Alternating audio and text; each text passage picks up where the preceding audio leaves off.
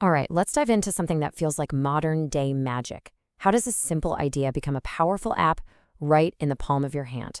We're going to break it all down right now. I mean, seriously, have you ever thought about that? One minute you've got an idea sketched on a napkin, and the next it's this complex working app. It totally feels like magic, doesn't it? Well, spoiler alert, it's not. It's actually a really well thought out, super creative process.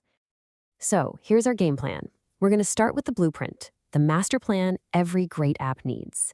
Then we'll see how modern teams build with incredible speed and flexibility.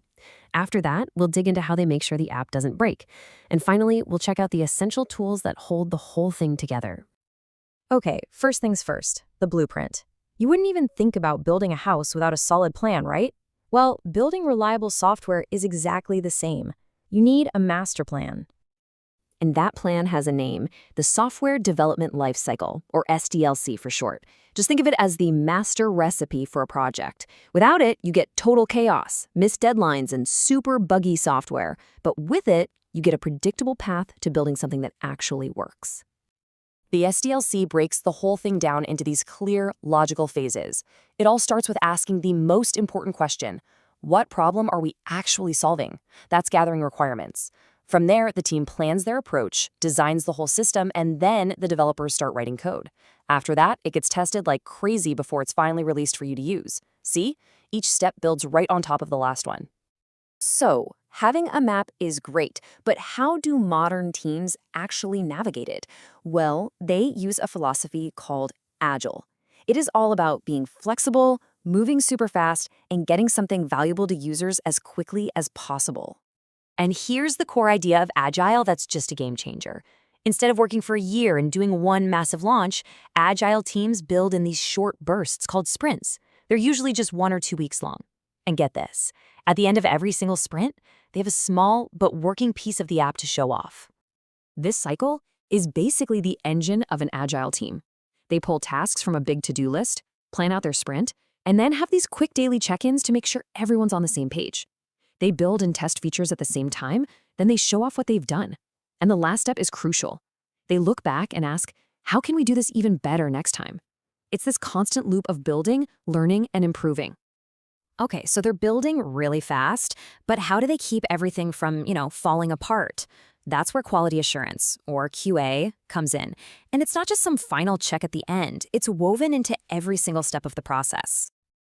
When we say testing, it actually covers a ton of ground. Testers check if features work like they're supposed to, if the app is easy and intuitive to use, and if all the technical stuff behind the scenes is solid.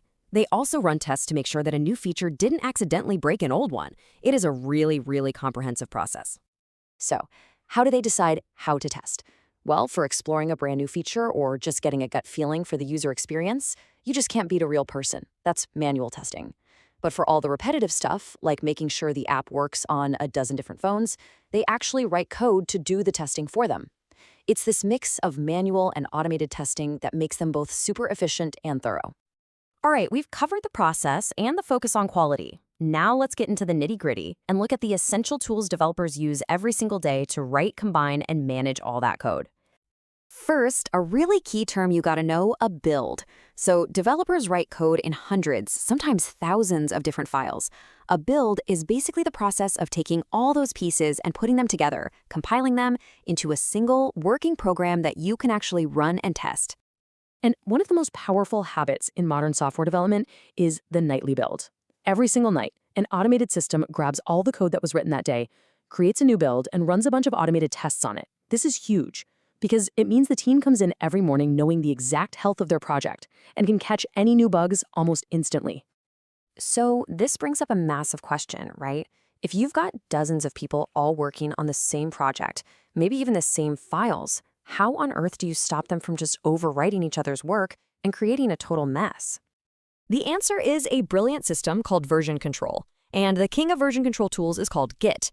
The best way to think about Git is like the ultimate logbook for code. It keeps a perfect, detailed history of every single change, who made it, and when they made it. So here's what a developer's day looks like with Git. Before they start working on a new feature, they create their own separate copy of the code called a branch. This gives them a totally safe sandbox to work in, completely isolated from everyone else. When their new feature is done, they submit it for a code review by their teammates, and only after it gets a thumbs up does it get merged back into the main project. This process is what allows massive teams to work together without chaos. So as you can see, turning a cool idea into a working app is anything but chaotic. It's actually this highly organized collaborative dance of planning, building, testing, and teamwork, all designed for one single purpose: to turn complex ideas into awesome, reliable software. You know, from that very first idea all the way to the final line of code being merged, every single step is critical. It really makes you wonder, with so many interlocking parts, which stage do you think is the easiest to get wrong? Where do things most often go off the rails? Definitely something to think about. Thanks for tuning in.